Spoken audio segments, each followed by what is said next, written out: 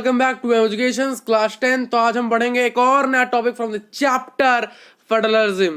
तो आज हम पढ़ेंगे डिसेंट्रलाइजेशन इन इंडिया। ठीक, तो डिसेंट्रलाइजेशन के बाद और तीन टॉपिक है, panchayati raj system, municipality system और तीसरा how many peoples can be works in this panchayati raj and municipality and decentralisation system of India. Clear है? तो शुरू करते हैं। आपने जितने आए, मैं उम्मीद करता हूं कि आपने सभी वीडियोस फेडरलिज्म के देख लिए होंगे। हमें मानता हूं कुछ वीडियोस थोड़े से लेंथी हो चुके, 17 मिनट 18 मिनट। क्यों? क्योंकि वहां पर बहुत सारी चीजें कवर की गई। जैसे कि हमारा एक वीडियो था फीचर्स टाइप्स, जो था हमारा video features and types of federalism, वो 17 मिनट का वीडियो है। How is federalism practice, federalism practice कैसे किया था, वो 16 मिनट का वीडियो, क्योंकि वहां पर उन तीनों चीज को डिस्कस किया गया है। क्या क्या? लिंग्विस्टिक, लैंग्वेज और सेंटर स्टेट रिलेशन। वो डिटेल्ड है यार, डिटेल्ड थ्योरी बताई जा रही है। यानी हम चाहते तो 3 पार्ट कर सकते हैं। वो 3 पार्ट करने से इतने बहुत छोटे वीडियो होते, एक्सट्रीम छोटे हो जाते हैं, 2-3 मिनट का होता है। अगर एक साथ वर्णन करोगे तो बहुत बड़ा वीडियो होता है, अगर एक बीट में होता तो सिंपल है। तो बहुत सारे वीडियोस डल चुके हैं हर चैप्टर्स के, कुछ के शुरू हुए हैं।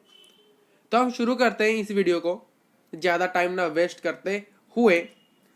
तो what do you mean by decentralisation? आप क्या समझते हो डिसेंट्रलाइजेशन? यानी अगर आपको पूछा define the decentralisation, what do you mean by decentralisation, what is decentralisation, define definition of decentralisation, तो यही पॉइंट लिखना पड़ेगा। क्लियर? क्लियर होगा? जब भी when the power is taken from central and state government and given to the local government is known as decentralisation. जब हमने क्या पढ़ा है? हमने ये पढ़ा है कि फेडरलिज्म में होता है सेंट्रल गवर्नमेंट का जितना पावर होना चाहिए, स्टेट गवर्नमेंट का भी उतना पावर होना चाहिए, उतना ही पावर लोकल गवर्नमेंट का होना चाहिए। बट आज क्या हो रहा है? State government and central government have many powers, उनके पास ज्यादा पावर्स है, वहीं पर लोकल गवर्नमेंट के पास बिल्कुल ही पावर नहीं है। तो इसीलिए डिसेंट्रलाइजेशन किया जा रहा है। ये एक डिसेंट्रलाइजेशन एक प्रोसेस है जहां से हम क्या करते हैं, जो सेंट्रल गवर्नमेंट और स्टेट गवर्नमेंट पर बहुत सारे जो पावर्स हैं, उस पावर्स में से हम कुछ पावर्स ले आते हैं, टेकन अवे कर लेते हैं और फिर किसको दान में देते हैं और किसको दिया जाता है? आज रेस्पेक्ट से दिया जाता है लोकल गवर्नमेंट को। क्योंकि लोकल गवर्नमेंट यानी रूरल एरियाज किस प्रकार से डेवलपमेंट होगा? जब उनके पास करेंसी यानी पैसे होंगे। डेवलपमेंट के लिए ग्रोथ चाहिए, ग्रोथ के लिए क्या चाहिए? मनी चाहिए। अगर मनी नहीं तो डेवलपमेंट कहां से आएगा? हो नहीं सकता, डेवलपमेंट नहीं हो सकता। तो इसीलिए जब पावर को सेंट्रल गवर्नमेंट या फिर स्टेट गवर्नमेंट से टेकन अवे किया जाता है, इनके पास बहुत पावर है, अनलिमिटेड पावर है, उस अनलिमिटेड पावर को इनमें से ले जाता है। यानी इनके पास जो पावर है उस पावर को ले जाते हैं और उस पावर को लोकल गवर्नमेंट के लिए देते हैं और लोकल गवर्नमेंट से फंड जनरेट करता है और जनरेट करने से डेवलपमेंट किया जाता है रूरल एरिया का। और वही है हमारा डिसेंट्रलाइजेशन, वही है डिसेंट्रलाइजेशन। तो डिसेंट्रलाइजेशन करने के लिए एक बेसिक आइडिया है कि बहुत सारे प्रॉब्लम्स, भाई गांव है, शहर है, फिर हमारा बिग टाउन है या फिर कंट्री है, हर जगह एक प्रॉब्लम होता है। हर के सभी के जिंदगी में प्रॉब्लम आती है, इसलिए रूरल एरियाज में भी प्रॉब्लम आती है। जैसे कि किसका तबीयत खराब हो गया तो वो क्या करे? हॉस्पिटल जाएगा। अगर हॉस्पिटल नहीं होगा तो क्या करेगा? अगर हॉस्पिटल नहीं है तो क्या होगा? बुखार हो जाएगा, धीरे धीरे डेथ का रास्ता बढ़ेगा। तो इसीलिए क्या क्या आता है, उस हॉस्पिटल को बनाने के लिए तो क्या चाहिए? करेंसी चाहिए, नहीं पैसा चाहिए। तो वो पैसा कहां से लाएंगे? कहां से लाएंगे? रूरल एरिया के पास इतना पैसा नहीं होता कि उनका इनकम इतना होता है। तो इसीलिए उन्हें पावर चाहिए, वहां पर फंड होने चाहिए, टैक्सेस होने चाहिए, जनरेट किए जाने चाहिए। वो पैसे जनरेट कौन करेगा? सभी को जो इक्वल अमाउंट दिया था, जो पैसा दिया था स्टेट गवर्नमेंट को, उसमें से वो देगा किसको? यानी सेंट्रल गवर्नमेंट के पास जितना पैसा है उसमें से वो पैसा देगा सेंट्रल स्टेट गवर्नमेंट को अपने पास रखकर। फिर स्टेट गवर्नमेंट क्या करेगा? यानी सेंट्रल गवर्नमेंट जितना पैसा है वो सारे पैसा 28 राज्यों यानी स्टेट्स के अनुसार बांटे जाएंगे और सेंट्रल गवर्नमेंट भी अपने पास पैसा रखेगा। और स्टेट गवर्नमेंट को जो पैसा दिया गया उसमें से वो कुछ पैसे देंगे लोकल गवर्नमेंट को, वो वार करने के लिए। क्योंकि लोकल में भी एक प्रॉब्लम होता है, अरे लोकल में भी पीपल रहते हैं, यानी रूरल साइड में भी लोग रहते हैं, उनके भी कोई प्रॉब्लम्स होते हैं। जैसे कि हॉस्पिटल नहीं है, शॉपिंग मॉल नहीं है, फिर क्या नहीं है? व्हीकल सिस्टम नहीं है, रोड अच्छे नहीं है, और भी बहुत सारी चीजें नहीं है। तो उनको करने के लिए इसीलिए वहां पर बहुत सारे प्रॉब्लम है। इस प्रॉब्लम को क्या करने के लिए? इग्नोर करने के लिए डिसेंट्रलाइजेशन किया जा रहा है। और जो इश्यूज आ रहे हैं उनके यहाँ पर इश्यूज जो आ रहे हैं उन इश्यू को बहुत अच्छी तरह से सेटल करने के लिए यानी बेस्ट सेटल्ड करने के लिए लोकल गवर्नमेंट कहते हैं, लोकल गवर्नमेंट के जो प्रॉब्लम्स है और जो इशू है इनको बहुत अच्छी तरह से टैकल करने के लिए यानी सेटल करने के लिए यानी समान करने के लिए यानी बहुत बढ़िया तरीके से इसको क्या इसका हल करने के लिए, इसका हल निकालने के लिए वहां पर चाहिए लोकल गवर्नमेंट को। इसीलिए डिसेंट्रलाइजेशन का बेसिक आइडिया ये है कि वहां पर जो प्रॉब्लम्स है और जो इश्यू है लोकल गवर्नमेंट का उसे हल किया जाए, उसे समाप्त किया जाए और वहां पर डेवलपमेंट और ग्रोथ हो। अगर गांव डेवलपमेंट होगा तो स्टेट डेवलप हो जाएगा, तो स्टेट डेवलप होने से पूरा भारत डेवलप हो जाएगा। स्टेट्स अगर गांव मिलकर बनते हैं, क्या डिस्ट्रिक्ट बनकर मिलते हैं, टाउन बनकर मिलते हैं, सिटी बनकर मिलते हैं एक स्टेट, और स्टेट मिलकर बन जाते हैं कंट्री। तो सबसे छोटे स्तर को अगर डेवलप कर देंगे तो बड़ा तो यूं ही हो जाएगा। ठीक, तो यहां पर लोकल जो पीपल्स होते हैं, जो लोकल पीपल जो रहते हैं तो वो डायरेक्टली प्रैक्टिस पास करते हैं यहाँ पर डिसीजन में। यानी उनको कितना पैसा चाहिए, उनकी जरूरत कितनी है, उस जरूरत से ज्यादा नहीं देंगे। मान ले उनको बजट क्या, उनका 500 करोड़ उन्हें चाहिए, तो वही 500 करोड़ ही उन्हें दिया जाएगा और वही लोकल पीपल्स कुछ मेंबर्स मिलकर उस 500 करोड़ को लाएंगे और उसे हर जगह यूटिलाइज करेंगे। वो डायरेक्टली होते हैं वहां पर। देखिए एक चीज मैं बताना चाहता हूं आपको, डिसेंट्रलाइजेशन पहले नहीं हुआ था, यानी एक कॉन्सेप्ट तो आया था बट इसे अप्लाई नहीं किया गया था।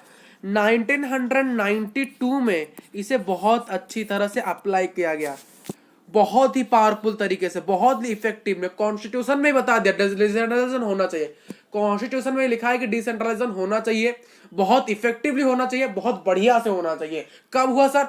डिसेंट्रलाइजेशन 1992 में हुआ। इसके बाद यानी इसके आफ्टर एक बहुत ही बड़ा स्टेप लिया गया, यानी बहुत ही बड़ा कदम लिया गया डिसेंट्रलाइजेशन की ओर। बट इससे पहले सर क्या था, अगर हम जानेंगे, ये एक एरिया है, इस एरिया में आज रिलायंस का हेडक्वार्टर है। क्या रिलायंस का हेडक्वार्टर से पहले यहां पर क्या था? बिफोर बात भी जाननी चाहिए कि नहीं? तो इसीलिए यहां पर हम बात करेंगे बिफोर की बात कर लेते। Before 1992 the local bodies are directly under state governments. यानी 1992 से पहले लोकल गवर्नमेंट जो था वो था, बट उसके पास एक रेस्पेक्टिव पावर नहीं था, खुद का पावर नहीं था, वो स्टेट गवर्नमेंट के अंदर काम करता था। क्लियर?